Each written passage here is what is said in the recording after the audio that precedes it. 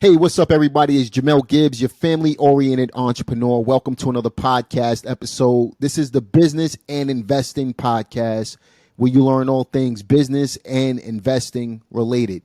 Part of being in business and part of investing is building wealth. And we're going to talk to a special guest today who's a wealth strategist. I recently came across one of his reels on Instagram, and it was right in line with the infinite banking concept, right in line with some of the things that we've talked about on this podcast with some previous guests. But we're going to share what that concept was, and we're going to dive into that particular concept where it's going to help you to understand some of the important ways of keeping your wealth as a real estate investor. And we're going to talk about that with my man, Brandon Cole. What's up, bro? How you doing, man? Thank you for the opportunity to chat with you today. Absolutely, man. So, listen, why don't you tell everybody a little bit about yourself, man? Man, where do I start? I'm just kidding. I'm originally from the Bay Area, San Francisco Bay Area, for people who may not be familiar. Grew up in Vallejo, California. From there, was a collegiate athlete, scholar athlete, played at Cal State Monterey Bay. From there, had an opportunity to get my degree originally in graphic and web engineering. So you know how you start off in a field and then you find yourself transitioning into something else. From playing in college ball, played overseas for a little bit and had some issues, unfortunately, with my father passing away. And that's kind of actually what introduced me, I guess you could say, to the financial services industry. Like most Black and brown families, we normally don't talk to our parents about what's going on in their finances, right? I just knew that, he took care of everything that needed to be taken care of. I knew that he had retired my mother. I knew that the bills were paid, but I didn't know much more than that. And it wasn't until my father passed away that I realized what the actual situation was. Obviously, 2000 was a damper for a lot of our families, and in 2008 kind of really put some of us in some really bad situations. And long story short, after finding out when he passed away, not only he worked for the same plumbing company for almost 30 years, but not only did he have pension and then they converted his pension to a 401k because he didn't retire when they wanted him to, he lost a good amount of his 401k in 2008. And like most folks from the South, and my family is originally from the South, even though I'm from California, I'm the city boy of the family. You may mess up that one time, but they're not going to let it happen the second time. That's so right. My dad was that type that he lost that money. He said, nope, not doing that anymore. And I respect him for it. He was trying to make the best decision that made sense to him. Very intelligent man, married to my mother for over 41 years, but just not very literate when it came to financial literacy, right? And getting through that situation between myself, my mother, and my sister, it was a tough time. But we had a financial advisor we worked with, although he was one of those guys where we gave him our money, we never heard from him again. In fact, it wasn't until we finally took our money out of his portfolios that he finally gave us a call after almost 3 years of us trying to contact him, which was crazy. But the broker that we were dealing with that was teaching us some of the concepts that we were learning, it really struck me because it was one of those things where I said, well, man, I got mutual funds, I got 401k, I got all this stuff already. And he was saying, yeah, but you're doing exactly what your father did. And how did that end up? And when he said it to me, it was almost like, hold on, what you trying to say? Well, what are you trying to say? But, it's one of those things where you don't think about, what you're doing until somebody questions the legitimacy of it, right? Not you as a person, not your character, but they're questioning, what are you doing? Do you understand it? And if you understand it, why, if you know what went wrong, then why are you doing the same thing? And I'm not here to say that 401k and mutual funds or stock products or anything like that are bad, because they all make sense, but it depends on your situation. I didn't know that until I spoke with this gentleman. And at that time, I was working for a graphic design firm, was already looking for my exit route. And I was either going to go into real estate because my mother was in real estate for over 30 years. So when you talk about real estate, I got a really good understanding of real estate because of my mother. It was either going into that in the Bay Area, which it's a tough cookie to crack. If you're not inheriting somebody's book of business or somebody's, pushing clientele your way, you're going to have a hard time in the Bay Area. Or it was to transition into the financial services industry. And I actually begged that gentleman who was, or now is a mentor of mine. And now I'm one of the best things that ever happened to this business after almost 8 years. But I actually begged that gentleman for an opportunity to work with him. And at that time, I didn't look as polished as I do now.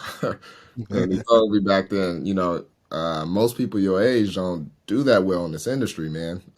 Because naturally, you need connections, you need relationships, talking to people about money.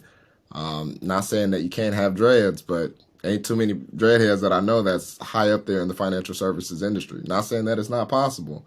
And obviously I got the tattoos and all. I'm an athlete, so you know how that goes. So, Yep. but I told him though, man, if you give me an opportunity, I'll prove you right. So, long story short, I mean, it's been almost 8 years, and we've had a wonderful business relationship. And now there's a lot of things that I'm teaching him when it comes to expanding in business and leveraging social media, like we discussed. So, in the financial services industry, my belief is by teaching people the things that they need to know, they can make the right decision when the time comes. And you can't have that without the proper education, right? Absolutely, man. So, So quick question for you, bro. Was it an easy transition going from being an athlete and, just looking at your father's situation, obviously, right? You learn from what your father didn't do. Not saying that he did anything wrong at all, right? But you kind of learn and see how you can improve from there. So with that being said, was it an easy transition for you to get into the financial sector? I can't say that it was easy because for every athlete, no one wants to wants to admit that they gotta hang them up, right? Because I got some friends and associations. And the reason why I say associations because some of these guys I may not be close with, but if we saw each other, we probably, oh man, yeah, I remember you because we all played against each other in high school, right? So there's a bunch of guys out of the Bay Area that are still playing in the league, or especially out of the Bay Area, playing in the league and or still playing overseas. So naturally, it's not an easy transition, but when you have to pay your bills and everything else, you don't have time to think about that, right? So as far as what was it an easy transition, it wasn't comfortable, right? But as far as how quickly I made it, extremely, because I needed to provide. So it was one of those things where I think for me, I just looked at it as like another sport, right? Transition to the financial services industry. And you obviously, I mean, you could also you played in the Philippines, you said, right? Professional basketball. So I mean, that's a transition within itself, right? Transitioning from California to the Philippines and getting accustomed to that type of lifestyle and things like that. And obviously, that takes a strong mind sometimes to be able to leave your family to, go overseas to play basketball because you're following what you want to do. So what type of mindset shift did it take for you to go from professional basketball into the financial realm? Well, we kind of talked about it before we got started, both of us being point guards. As a point guard, I'm no knock on any other no knock on any other positions, right? But as a point guard, there's a lot more mentality that of a mentality that you have to have in order to do what you do. I think point guards sometimes don't get the respect that they deserve, right? Because it's not just your position that you need to know. You need to know everybody's position. And I used to joke around with my power forward about it all the time. He used to say, man, if I was a point guard, I said, no, if you were a point guard, you wouldn't be here. because it takes more than just being able to dunk a basketball, being able to shoot a basketball or score or whatever else. Like you have to be able to put people into positions, and you need to understand that regardless of how things happen, it's still your fault. And in business, it's the same way, right? So if a transaction doesn't go the way that you wanted it to, doesn't matter if you didn't like them, they didn't like you, or there was some outside, like in real estate, you didn't meet the deadline or whatever else. Doesn't matter what the circumstances were. There somehow, some way you could have changed that. And from a basketball perspective, transitioning into a business perspective, it actually worked really well for me because I took responsibility for everything. Even if it was something completely out of my control, the first thing, and it may be a selfish way to look at it, right? But the first thing in my head is how could I have stopped that from happening? Or how could I have made that better, right? Especially transitioning into the financial industry. I'm in a commission-based industry. So if something doesn't go my way, I got to figure that out really quickly in regards to, okay, well, just like shooting a jump shot. okay, I missed it, but why did I miss it? I was a little flat. Right. I'm not going to think about that the next time I take a jump shot down. I'm already heading back on defense. Same thing with my clientele. Like, so when I was new in business, oh Lord, talk about rough around the edges. Predominantly, the people that I was speaking to were not our, or they were our people, but naturally, I found out that people that we know, they don't want to talk about their finances. They don't want you That's right. knowing what's going on with them and everything. And then I realized really quickly, okay, so the people that I know are not going to, obviously, I never thought I was going to get rich off friends and family or anything like that. But I also didn't realize how low of it's a word I want to use, how little of a relationship they would help me build, right? So referrals don't just come just because you ask for them. So I had That's to right. learn really quickly how to get into other industries or other networks and things of that nature. So networking became very important for me at an extremely young age, and I got good at it. And it wasn't just because of myself. I met some people a lot older than I was, a lot more successful than I was, that told me, hey, don't do this. Hey, when you go to these events, don't pass out cards, you take cards. And I'm like, well, what's that about? Like, but it's little things here and there that, you pick up along the way, and then you build your own self identity, right? Yeah, man. And then what you do, as a point guard, just kind of relating back to that, right? As a point guard, you kind of got to scan the entire floor. You got to see things Right, before it actually happens. You got to right, make things happen. You, like you said, you put people in certain positions to be able to, win the game, right, right? As a point guard, you're kind of looking at the game in slow motion. You know what I mean? And then you're like, okay, if I did this, I'm gonna, this is what I'm expecting to happen, and so on and so forth. You kind of do the same thing in business, right? You absolutely. scan the floor, you scan the business, you see what things need to be put in place before it actually happens in order for you to be able to succeed, which Right. obviously causes obstacles, right? So what type of obstacles would you say somebody looking into the financial realm, or even yourself, what type of obstacles did you face just getting started? I know you mentioned a couple of them already, but what Right. were some of your obstacles? So right off the bat, I started in the industry around like 23, 24, or something like that. So I was super young. Unlike most guys that go through college and everything, and they got like 2, 3 years of red shirt or something like that, or they go to prep school right out of high school. I didn't do any of that. I went Hmm. straight through college.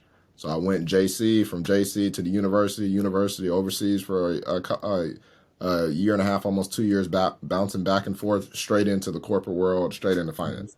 So when I got here, it was kind of like, oh man, this is not a job, right? So,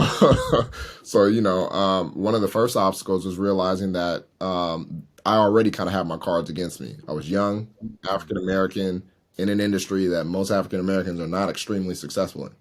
So I had to get past that and not use that as an excuse, right? Because Hmm. I had some peers that for them that was just their mindset, like, oh, it's just the system. No, it ain't the system. You just need to work, right? That's right. It's the same thing for me in basketball. I wasn't the best player on my team. The best man at my wedding, a good brother of mine, Joe Slocum, he was the best player on our high school team. I didn't try and blame him for any of the success that I felt I didn't have. I just worked harder Mm. when I got to the JC, and I got better, right? Love So it, it's the man. same thing in business. One of the biggest obstacles is being able to articulate, right? I think one of them, especially now, you said it earlier about me, and I noticed it immediately about you. I'm I'm anal when it comes to like people's the way they speak, Hmm. right? Because you can't just go into any room just talking however you want and think that things are just going to transpire because you want them to. It just doesn't work Absolutely. like that. Because when people find out the type of clientele that I deal with now, they say, "Wait, that guy's worth 8, 9 figures. Like, what? How are you talking to somebody like that?" Right. Well, because I've identified, number one, what type of person I am and the value that I bring, but at the same time, I've I don't want to use the word perfected, but Hmm. I've gotten better at articulating solutions to individuals like that, right? The solutions are almost, I don't want to say they are the same, right? Because they're not, but they're very similar to whether somebody has a multiple seven, 8 figure income or 8 figure Hmm. net worth, or they got a couple hundred thousands or 5 figures to their name. The problems are still the same. Now, how you provide solutions to them, that's how things shift, right? So being able to articulate myself, understanding, that your identity has to grow, right? Because for a lot of people, their identity is super low. And naturally, because it's low, they don't, like I said earlier, they have sight, but they don't have vision, right? So they can only see what's in front of them. They can only see the tree in front of them, right? Yep. And one of the things, like you said, as a point guard, being able to see things in slow motion. That's why I said I'm a very tactical and technical thinker. I don't put stuff out. I don't put out content before thinking about what I'm putting out. So while some of my peers, they pump out content left or right, and there's nothing wrong with that. My mind doesn't think like that. So I'm very strategic in what it is that I do because I'm trying to set things up so that in the future, like we said earlier, you don't have to do any of that anymore. That's right. So I've always been strategic in that aspect. And then naturally, as time has gone on, now all the pieces are literally just falling into place. So it's almost like a year in the making type of thinking, and now it's all just starting to finally transpire, which is an amazing thing. And then it's fruitful when you do it at the end Right. of the day because you took your time to put it together. I learned business on Wall Street right after high school. And you talk about rough around the edges. I grew up in the streets, man. I grew up in the projects, and I was doing whatever I wanted to do as a teen in high school. And fresh out of high school, I was thrown in with the wolves, man, Wall Street. So I had to learn how to speak properly. I had to learn how to do things, how to operate a business right off the bat. It was probably the best thing that ever happened to me because that kind of led me into real estate. But like you said, now I can articulate myself and how I say things a little better, or a lot better nowadays. But if we're talking, 19, 20 years ago, then it was different. Right. But if you want to get to a certain level, you surround yourself with certain people, and your habits will become like that crowd that you're hanging out with. At the end of the day, that's just what it is. You know what I mean? And if you look at who's successful versus who's not, and you continue to not make improvements based on your own character, what's the chances of you actually getting to the position that you want to get to? Right. Slim to none, right? Everybody's not a rapper or at the end of the day, or an athlete at the end of the day, right? So, and even if we are good enough to be rappers and athletes, at the end of the day, how long can that really last? Right. So when you're talking to business professionals, when you got to make improvements for yourself in order to become better at the end of the day, you know. So I really wanted to talk about the buy, borrow, die concept. Yeah. That you put out a reel on Instagram. Obviously, that thing is going viral. Let's talk about the buy, borrow, die concept, man. What does that actually mean? Well, if you think about it from a perspective of value, right? Buy, borrow, die. It's a concept, right? It's not a product or anything of that nature. It's a concept. And with my social media, I talk a lot about concepts more than anything else, right? Because some people say, "Oh, here this guy is trying to pitch some product." And I'm like, I'm not trying to pitch anything.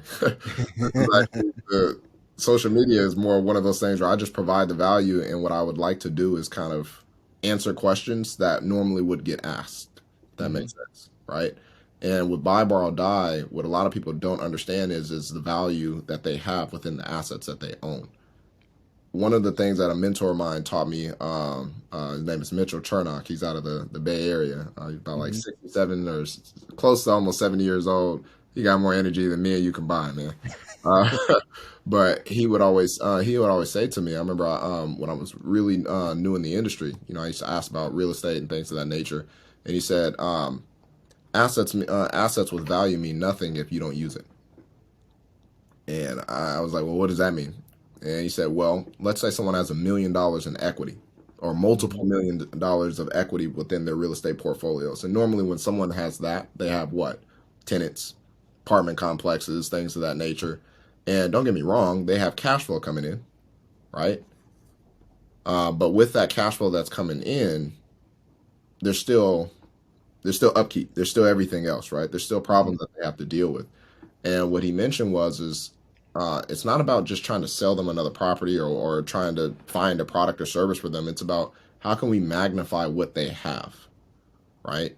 So the buy, borrow, die concept comes into play because we're trying to leverage, the keyword is leverage, right? Wealthy's favorite word. We're trying to leverage this equity that we have that we could potentially lose if we don't use it, right? As we all know, just because you have, hypothetically speaking, $1 million of equity, that doesn't mean that you're going to keep that. That equity is going to, it's going to do what? It's going to be volatile. It's going to go up and down with the market. So that concept that I'm referring to, it's not a concept for everybody, obviously, right? Because you need to be extremely responsible with it and everything else. But it's a tool. Essentially, somebody has an asset. It doesn't just have to be real estate. It could be a business. I found out it could be trading cards, right? Like the Pokemon cards from back in the day. Apparently, you can borrow against those, and I did not know that. That's an actual I asset. didn't know that. Right. There's a guy that reached out to me and said, "Man, I got a couple of cards. My collection's worth several million." I guess it's because it has value, right? Correct. So anything that has value, you can borrow against. Exactly. Any type of asset that has enough value in it, that could be real estate, that could be a business, that could be stock. I try and stay away from crypto. Not that I don't like it, but it's just way too volatile. But any type of essential asset class, life insurance, that's something I talk a lot about. All of those can be borrowed from, right? Now, if we exclude life insurance for now and just talk about the volatile investments, right, that go up and down with the market, well, from there, you purchase those assets, right? Let's just use real estate as an example. Your real estate equity has grown over so many years. You bought the house at 250. I'm using California numbers, right? You bought the house at 250, 15, 20, 30 years later, the house is worth $1.5 million or whatever else, and you're sitting on all this equity. Right? Well, that equity means absolutely nothing unless you sell that house or you pull that equity out. Because otherwise, it might as well just be monopoly money.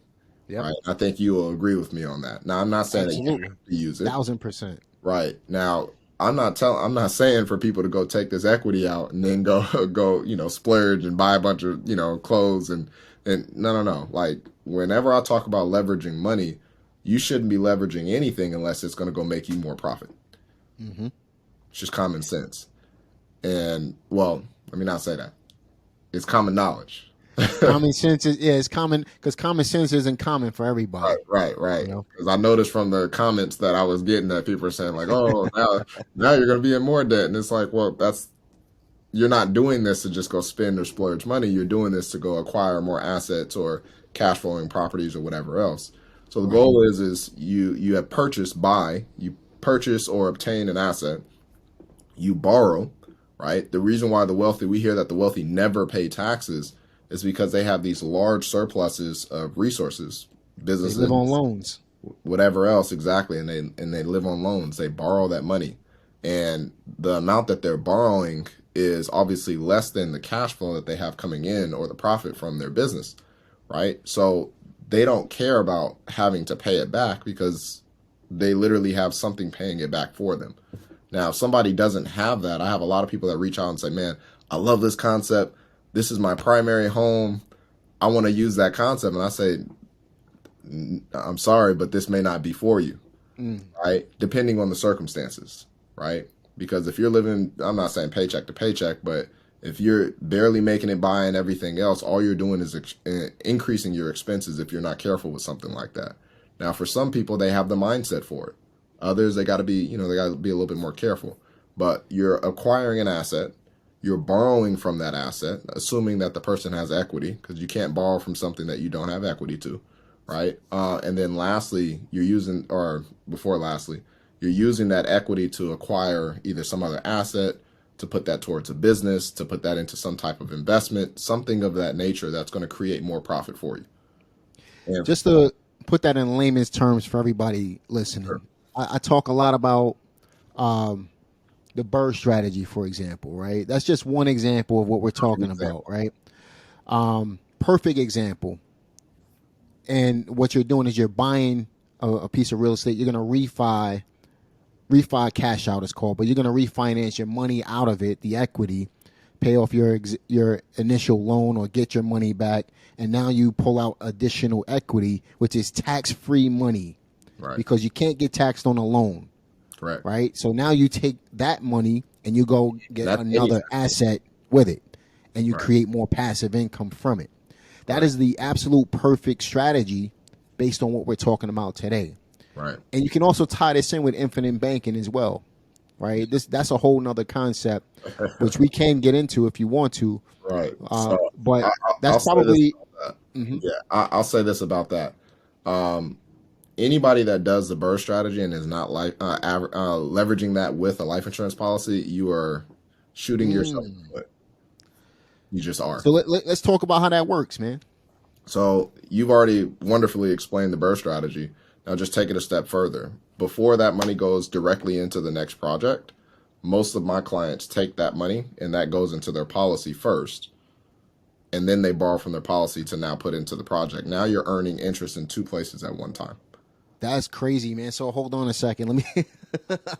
So what you're doing is you're basically refinancing the money out, taking the refi cash out money, putting it into a policy, then borrow from the policy. Correct. Now, So obviously, that way your money is still sitting in the policy itself, but you're lending money to yourself at that point. absolutely. And I know there's a lot Wow. of people when they hear this, they're like, "Oh, well, that's not going to work because, with a certain type of policy, you got to wait 5 to 7 years." Right. That may be whole life that they're referring to, right? Mm-hmm. With max funded insurance contracts with IUL, there's only a couple companies that will allow you to do this, which is why working with the appropriate broker or financial representative, I consider myself a consultant because I don't just offer insurance based products, but we do estate planning and we have CPA services and everything else as well. I've modeled my business after what they call the family office, right? So when someone comes to me, they don't have to then go find a CPA or then go find an estate planner that understands what irrevocable life insurance trusts are and things of that nature. All of that, all of my professional relationships, we all work together. So if you come to me, everybody knows where their part is. Same thing, point guard, right? Power forward, shooting guard, right? Love it. Same process. But yeah, so when you have a specifically designed max funded insurance contract, and that's what I call it. Obviously, you have the minimum amount of death benefit, which is maximizing your ability to leverage funds from the policy, right? And from there, when that money is going in, obviously the insurance company doesn't want to just loan out all that money back out, but you take into consideration what you would need, right? Because sometimes what you're pulling out of equity, all of that is not going into the next project because you're using some for profit, right? So you take that into consideration and what's needed, you then borrow that, put that into the next property. And let's say you had 100,000, you borrowed 60 or whatever the number was. Well, you're still earning interest on 100,000. And unlike whole life with max funded insurance contracts with IUL, that growth is uncapped. So, for example, if you imagine years like 2020, that's a unicorn year, but some of our clients received well over 40 to 50 to 70+% in interest for the year on top of what they borrowed against to put into their properties that they bought at an all-time low. Kind of see how that works out. So that's Yep. why I say, like, if you are in real estate and you're not leveraging that strategy, you literally are kind of shooting yourself in the foot because you're missing out on extra profits that you can be having. And Wow, man. last but not least, if you think about it, if all of your money is in real estate, technically it's tied up. Now, don't get me wrong. Most real estate professionals can go get equity out whenever they need to because they got the credit and everything else. But because I deal with a lot of real estate professionals now, I'm dealing with a lot of private equity institutions and hard money lenders and things of that nature, and that's where my business is really kind of gravitated towards. But even though they have hundreds of millions of dollars, their money's still tied up. In order to get the money out of those properties, that's a lot of leverage that you have to take out. And then you have to be willing to do what? To agree on the terms of which that you're borrowing. Now imagine if while you were building this real estate empire, you also were earning that interest in another account the entire time. And when you needed capital, you didn't have to pull it out of the equity of your real estate. Pull it Unless out of the profits. exactly. Right. And now you could just borrow that from your policy Oh and pay my yourself back over time with that. it's an amazing tool. So we talked about buy, acquiring, Mm-hmm. borrow, right? Leverage, and then lastly, dying. So now the question is, okay, well, what happens to all this real estate? Well, the easiest thing with real estate, you just tie it all to a trust Yep. and you're good. So another thing, if you don't have a trust in your real estate, you shooting yourself shooting yourself in the foot, because I guarantee Absolutely. your family is not going to know what to do with all that. They're going to sell it all. Like I think, And the funny thing is, I talk about trust all the time. I've been trying to drill it on my channel a lot right, because I want people to understand the power of a trust. And I'm glad you're talking about it, man. right, yeah. So it's common practice for me. If especially someone's talking about moving forward with me and with the tools that we talk about, you are not moving forward and not having a trust. Mm-hmm. I mean, it's working backwards, because you're going to do all that work to turn around and have to give it all back just because of one small mistake. And one thing that I found, and hopefully I don't make nobody mad, but trusts are not extremely expensive. So, At all. at all. Like the brokers that are the estate planning team that I work with directly, basic trusts, which normally you don't need anything extensive unless you have a certain, net worth and everything else. A basic trust is less than $1,000. Easily. So there's And that's really in California. right, and that's in California. Well, not just California; they can do business in any state. Mm-hmm. So I'm not going to say there's no excuse, because it's still an expense, right? But I mean, it's almost like putting a lock on the door to to the front door of your house. I don't know Right. anybody that just walks into the house, especially not in the hood, and don't lock them doors. Right? That's They right. probably got padlocks and and everything else, Got right? about. I grew up with about 5 locks on the door, man. Right, It was like, right, right. Exactly, exactly. So when you think about it, the dying aspect comes into play. A trust is one aspect of it, right? Mhm. And I like to say that a trust is like an invisible person, right? So somebody still owns everything, even though you're no longer here, right? Right. The other aspect is if you did have this insurance policy tied to all of this and you structure it correctly, you don't need 10 different policies. If you have one well-structured policy, that most likely will be all that you need, if not maybe one or two others. But that death benefit, or those death benefits, usually are going to be more than the total value of your real estate portfolio. So estate planning wise, it covers all of the taxation that's needed if you decide to use it for either the debt and or the taxes for estate planning wise also. So, So, quick question before you go any further, sure. just kind of backtracking on the multiple policy situation. Let's say that someone owns 100 different rental properties. They refi cash out all of these rental properties. Do you think they should have different land trusts or different trusts rather for each property and different, I guess, different policies for each property as well, or can all of this funnel through one? So I'm not an estate planner, so I will say Hmm. that. But from what I've seen, usually there's only maybe one to two trusts that are needed from what Gotcha. I've seen, right? So if somebody has like a high net worth 10 plus $1 million or something like that, let's just call it 11 million because that's right around the cusp, right? Hmm. If they're above that, then they're gonna have an advanced trust type of situation where they're gonna have a bunch of stuff going on.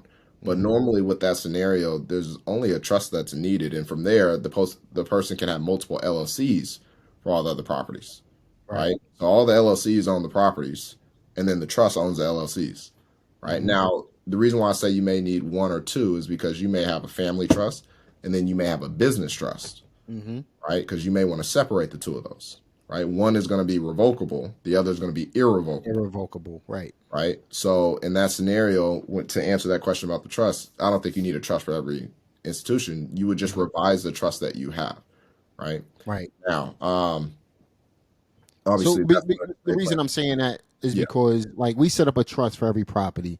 We have two different LLCs though, right? So we'll set up one trust for each property. The LLC will be the PR for each property, and then we make the other LLC the beneficiary of right, each property. You know what I mean? So, and then obviously the owners of that secondary LLC will be whoever, like the family, for right, example, right, right? So Is that a good way to go, or is So I'll say this: there's no wrong way to do it. mhm, I just go based off of what I find the most efficient from what the the most team efficient way deal to with, do it? Got you. right? Because at the end of the day, the LLC and everything is still taxable and everything else. When the Hmm. money's in, or when those assets transfer to the trust, you don't own it. The trust Hmm. owns it. Hmm. So even if it goes to the LLC, well, who owns that LLC? You or the trust, right? Because if you own it, you still owe taxes and everything else. Whereas if you do it correct, I'm not saying no. Let me not say correctly.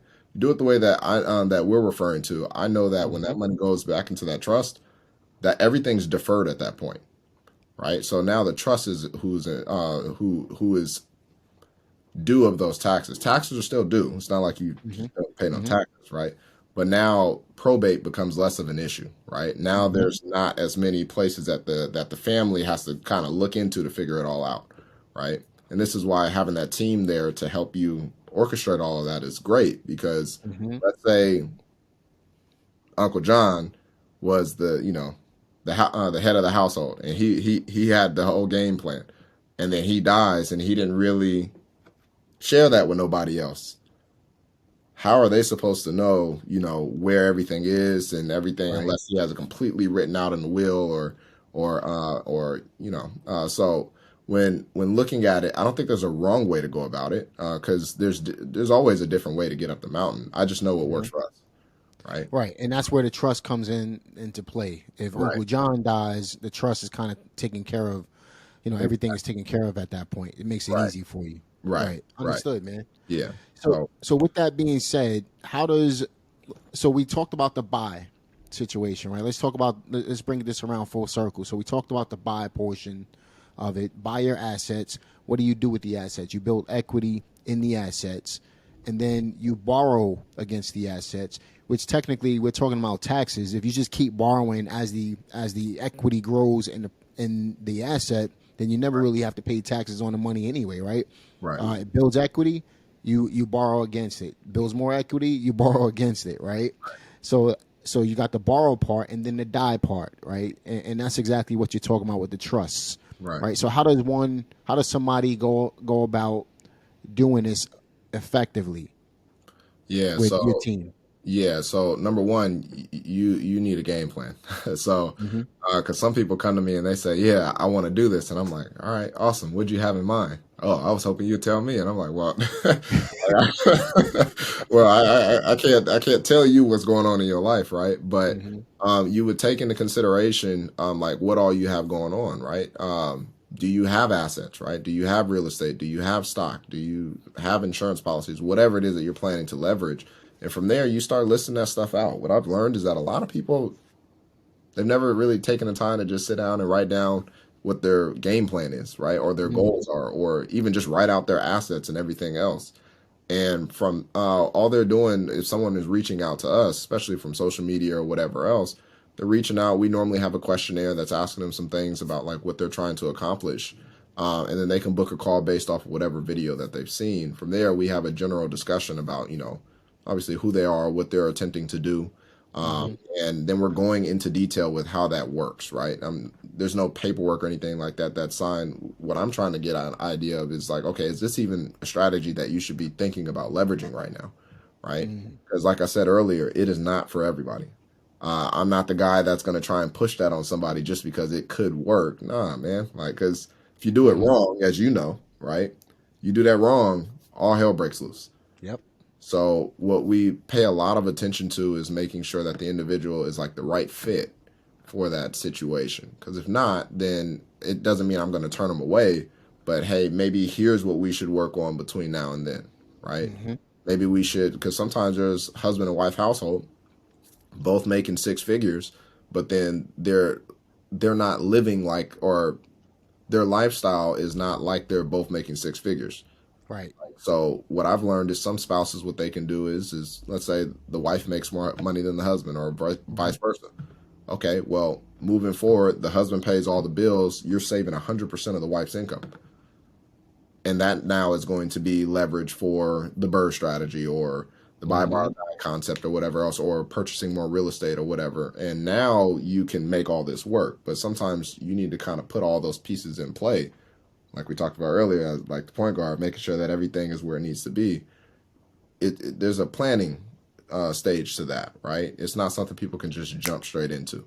So when they do come to us, all we're essentially doing is evaluating like where they are. If they're ready and they already have pieces in play, okay, this is how you go about doing this. If you need a mortgage consultant to talk to see what your options are, if you did decide that you wanted to leverage your resources, here's some people, here's some options that you can talk to, people that we trust that are nationwide, right? If we're talking about somebody that's like a real estate developer or something of that nature, and they're saying, hey, got a project that's 38 million. I'm looking for the right type of funding or whatever. We have private equity institutions that can provide the funding that they need, right? So that's why I was saying earlier, consultant, right? There's a huge difference between what I do and what others do, but it really comes down to like putting the pieces together. Once we have the pieces together, now it's just a matter of, all right, let's get this ball rolling, right? But for a lot of people, I think it's that they had an idea, they didn't know how to implement it. So they've just been sitting on it for years, right? That's why people have equity and then they don't use it, right? I think the biggest reason for either procrastination or tentativeness is lack of clarity. When you don't have clarity, can't move, right? How many times have we had a great opportunity that presented itself, but we weren't clear on what we were trying to do, and then we end up missing out on that opportunity, right? So, I mean, I think all the time. Yeah, I was just about to say, I think that's something that we all have done or still doing, right? That's right. But, as far as the concept goes, like I said, it's really just it's just a tool. And when used correctly, I mean, not only can it help better your own life, it will create generational wealth down the line as well. So Absolutely. It's a matter of understanding how it can work in your favor. So you basically need a plan and then take action on that plan. Right. Let's say somebody has a personal residence with, I don't know, $300,000 or $400,000 in equity, and they want to get started investing. So they refi some of that equity out. They have this capital. I remember earlier you said put that money into a policy, then borrow from the policy, right? Right. So let's say somebody comes with, $300,000 or $400,000. They throw it into a policy. Where does the trust come into play at that point?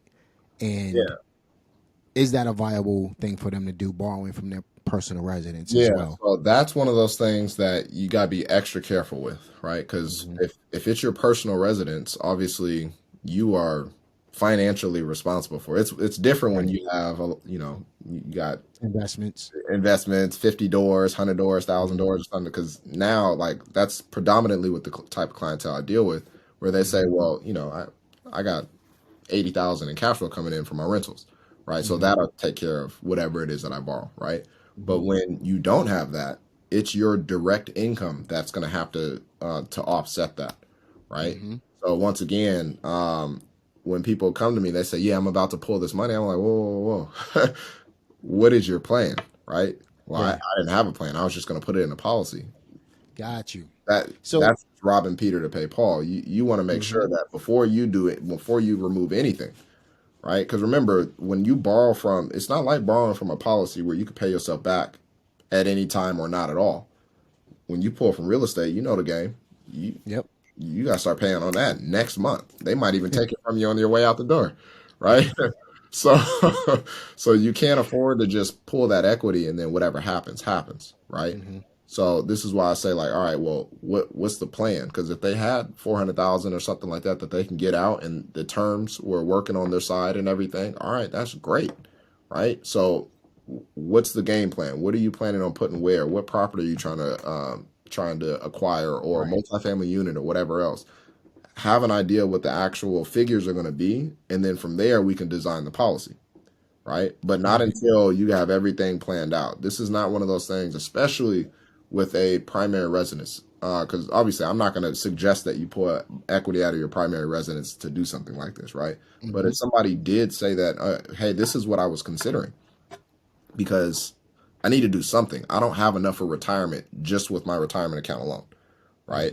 So I know there's a lot of Dave Ramsey fans that may be hearing this. They're like, they're ready to explode because they're like, no debt, don't ever use equity in this, and it's just like, well, that's just not the real world, Right. right?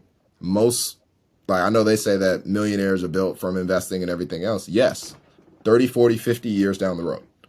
As long That's as you right, have man. that time to wait and you're pumping all of your income into your investments and you're riding out the downturns of the market during the recession, Mhm. you're dumping all your money in then, which most people can't afford to do. As long as you're willing to do that, that is a perfectly viable solution. But for others who We're don't working have at speed. right, who need more speed, right? Well, if that's the case, you have to figure out how to leverage your money, but That's leverage right. risk, right? So for those individuals who do have primary residences, it's not that it can't work. You just need a plan before you start pulling equity. Because I've seen some horror stories out there Oh where man. they come to me and they say, "Yeah, I pulled this equity and I saw your video and I was hoping you can." I'm like,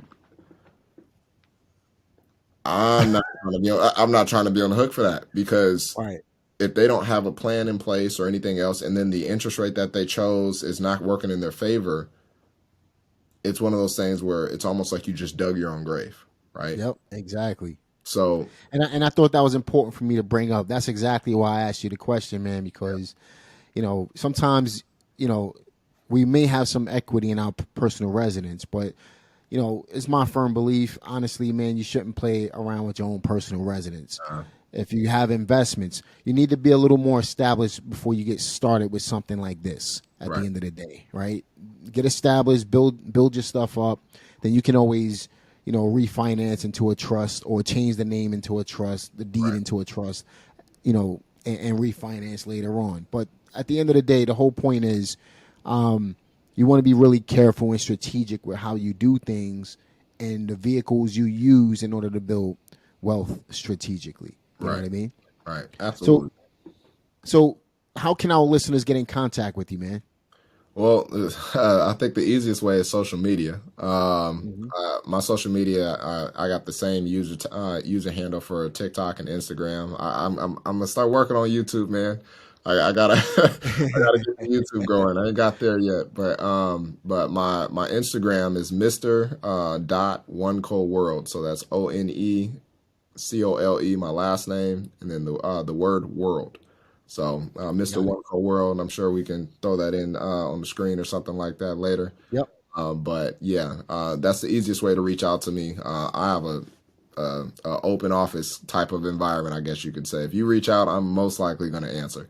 I'm not a celebrity or anything like that. I'm just now getting into the to the high figures when it comes to followers and stuff. But I actually still answer. I take the time to answer and respond to people's text messages and things of that nature. So That's right. but That's yeah, right. from there on my page, if you there's multiple ways to be able to schedule appointments, or if you just want to reach out, I have my business line on there as well as our business email for questions. So yeah, that's probably the easiest way to reach out to me. Cool. Cool. Gonna go ahead and link all of that in the description box for you guys to be able to check Brandon out as well. Um, Definitely check out his Instagram. I'm not sure if you have a lot of pictures and stuff up, but I know you have a ton of reels. Yeah, Where yeah. the one particular reel I'm talking about, it specifically says um, Borrow. buy, borrow, and die on Right, it. And in fact, that's gonna be the name of this podcast because that's just a dope title, man. So I'm right. gonna make sure I use that for sure. Yeah, Um, and like I said, I'm gonna link everything in the description box for you guys for sure. Make sure you reach out to Brandon. Get started with something like this, but make sure you're established. You know what I mean? Make sure you're at least on a beating path of building some type of wealth for yourself.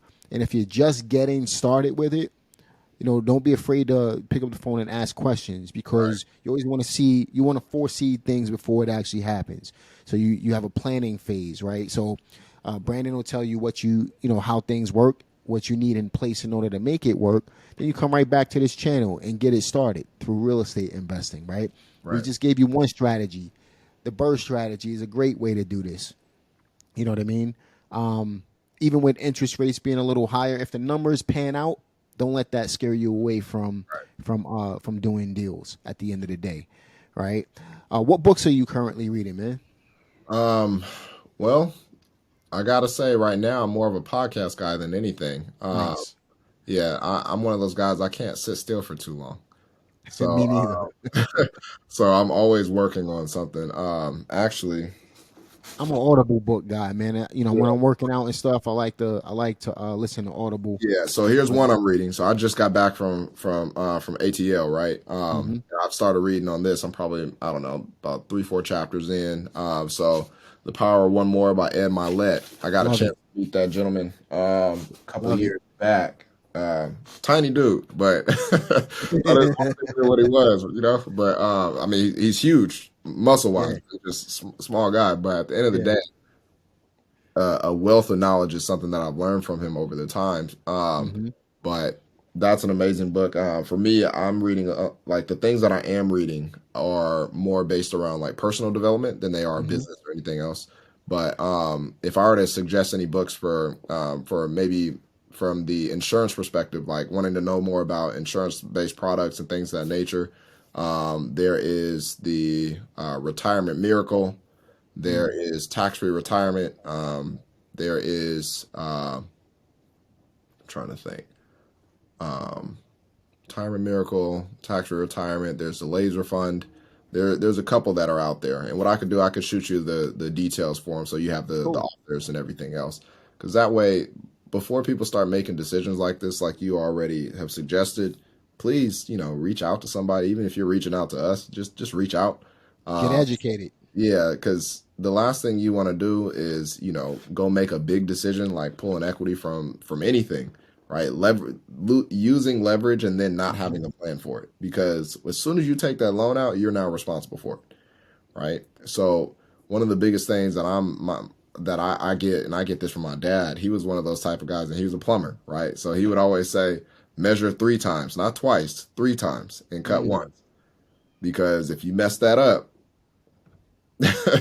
you're gonna be there all night, right? Yeah, he was So extra careful, man. exactly, extra careful, and especially in this industry, I believe, or just in life, I believe you're only gonna get maybe so one chance. You probably get one chance of your life, and if you're lucky, maybe 2 or 3. Mm. Now, let's say this is your one chance. Don't mess that up, right? Do the necessary work to feel comfortable about the decision that you're about to make. And then from Mm. there, once you're comfortable, you have the plan in place and everything else, you don't have to stress about if this is a good decision or not. You can feel comfortable, right? And now you're not worried about what's going on now anymore. You're worried about, okay, now that this is transpiring, what's the next step, right? What's the next move I'm about to make, right? That's a perfect way to transition into some last words, man. If you had to provide our listeners with some last words of advice, what would it be? Yeah, man. There's a lot of information out there. Mm. uh double check what you're hearing, right? Like, even when it comes to a lot of the stuff that I discussed, even on my social media, I always say there's nothing on my social media that you can't go look up. There's a lot of stuff on social media that people are saying it and it sounds good, but it don't work like that, Yep. right? And I used to be the guy that used to kind of go in and be like, hey, this ain't how this works. But I've learned that, doesn't matter. I can do that on 1,000. It's just not gonna help anything. Always double check what you're hearing, right? I love that, man. I get a lot of slack on certain videos that have gone popular, and rather than doing the research and seeing how it actually works and Oh, yeah, seeing of course. fact checking what I'm saying, because everything I'm telling you is a fact, Right. You can just right? look it up. You could just look it up, honestly, and people just don't take the time to do it. And that's the unfortunate thing. So they'll come on and they'll bash my video. Some people, not all. I'll have like the 1% of people that will bash everything I'm saying because they're, I'm going to put it out there. People are too lazy to go out there and put in the work. So they think that everybody's lazy and they just want to blame other people for Right. stuff that they don't understand, right? Uh, but sometimes people genuinely don't have a clear understanding of how things work. And, you know, we put Or, information out there to help I'll other say, I'll people say and this things on like top of that. that. I'll say, or they just have an extremely biased belief. Yeah, So I that too. on that specific video, I had a guy and I I pinned his comment all the way at the top just to make sure that people could see. He's a Hmm. huge I don't want to say huge, but he has relations with Dave Ramsey. He's on the Dave Ramsey show. And I Yeah. can't. I say that I call everybody on the show his children, right?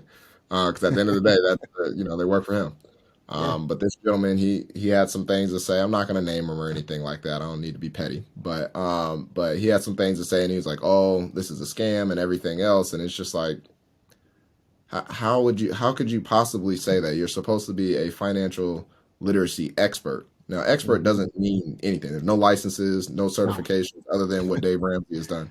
But whereas we have to have licenses, right? We are liable for what we say and do, right? But he was saying the things that he was saying, and his understanding of what we were discussing between leverage and life insurance contracts, they don't talk about that at all. So naturally, whatever it is that they believe, like you just said, people come on and they got these things that they're ready to say. They just say it as soon as, like, you could tell as soon as they saw the video, that was the first thing that they did was they just typed that They in didn't and even said, watch the whole video. They just didn't watch the whole video, right?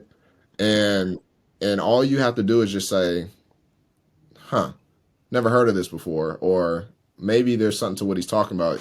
It literally takes all but a couple seconds to Google it, and you realize really quickly, oh, okay, it's legitimate. And it was funny because in the comments, I did some going back and forth with them, but more of just educating. And then, and I told them, like, hey, I respect what you've done and everything else, because what you do is good for probably 80-90% of Americans who they're going to do the ABCD route. And that's perfectly fine. But I'm not talking to that generation or that genre of people, right? I'm talking to the people that are trying to leverage their resources and magnify their working capital and things of that nature.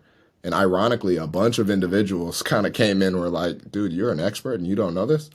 Like, that's scary, right? yeah, Like, you kind of shoot yourself in the foot at that point. You know what I right, mean? Because and I told them the same thing. Like, it's no knock on you, right? You're good at what you're good at, but I would stay in that lane. Yeah, Because pretty much, man. it's not a good look, right? So, but the biggest thing is just fact check everything, right? That's it. I love it.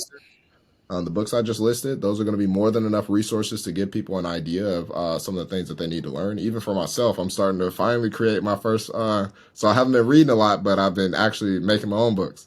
So I just put out my first little ebook, and I got another one coming out for real estate investors and things of that nature. So that's now a new stage that, man, I didn't know. Forward to it, man. But yeah, like I said, man, I appreciate the opportunity to have a chance to be able to chat with you today. Hopefully we get a chance to chat a little bit more soon. Absolutely, man. Brandon Cole, ladies and gentlemen. Be sure to check the link in the description box. Make sure you check him out on all social platforms. This has been a fantastic podcast, and I would love to have Brandon back. If you guys want that, do me a favor, leave a comment in the comment section if you're watching this on YouTube, or if you're listening to this on any podcast platform. Make sure you share it with your family and friends and everybody else you know in order to get the word out. We got to smarten up when it comes to building wealth. And in order to do that, you got to get educated on it first. And Brandon's the guy that you want to be talking to. So, Brandon Cole, we appreciate you very much, man, and looking forward to seeing you guys on the next one.